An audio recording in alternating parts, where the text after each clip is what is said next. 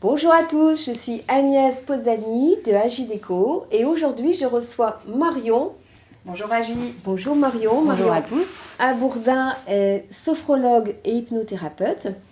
Et lorsque je suis allée voir son site et son blog, j'ai été interpellée par un de ses articles qui parlait d'encombrement, mais d'encombrement mental. Et dans le rangement libérateur, évidemment, ce que l'on traite, une des priorités, c'est l'encombrement, mais matériel. Donc pour toi Marion, qu'est-ce que c'est? Qu'est-ce que ça représente l'encombrement? En sophrologie et en hypnose, la notion d'encombrement, ça va faire appel à la notion de charge mentale. Les tâches qu'on s'impose à faire au quotidien, que ce soit des tâches professionnelles, familiales, personnelles, ou alors ça va faire appel aussi à la notion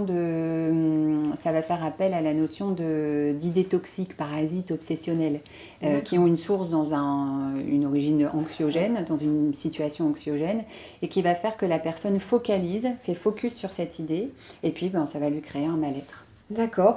Eh bien, effectivement, en rangement libérateur, il y a l'équivalent avec les attitudes polluantes qui consistent à surstocker, surconsommer. On achète des choses parce que sur une impulsion, sur une compensation, sur voilà, quelque chose qui nous quasiment nous oblige à acheter, à accumuler. Et en fait, voilà, on s'encombre. Est-ce que ça te parle, ça, les peurs, les attitudes polluantes?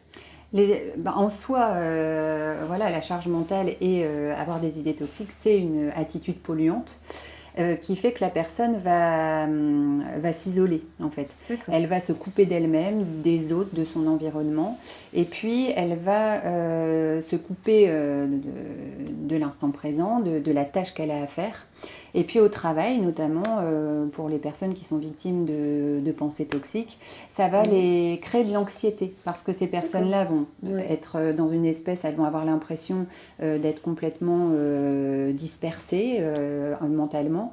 Et puis ça va ajouter de l'anxiété parce qu'elles vont avoir une culpabilité de ne pas avoir fait ce qu'elles avaient à faire ou créer une peur de ne pas savoir faire tout ce qu'elles ont à faire. Oui, donc les peurs, l'anxiété, l'angoisse, un petit peu les appréhensions, c'est ce que j'appelle, ce que j'ai regroupé sous le nom des peurs toxiques, à distinguer des peurs qui sont tout à fait saines, comme d'avoir un énorme chien qui se rue vers nous en aboyant. C'est bien logique d'avoir peur parce qu'évidemment, on aura une attitude qui va être positive dans ce sens-là.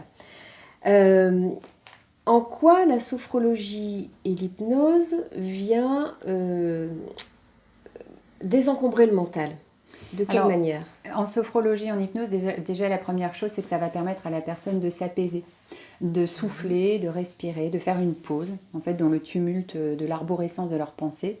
Et puis, ça va leur permettre de prendre du recul, de la hauteur et d'avoir un autre regard sur la situation, sur la problématique. Et puis aussi, ça va leur permettre de revenir dans un cercle vertueux, un cercle de bienveillance envers eux-mêmes.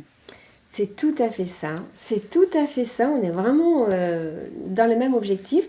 Donc en fait, l'encombrement matériel et l'encombrement mental prennent leur source dans les mêmes mal-être finalement.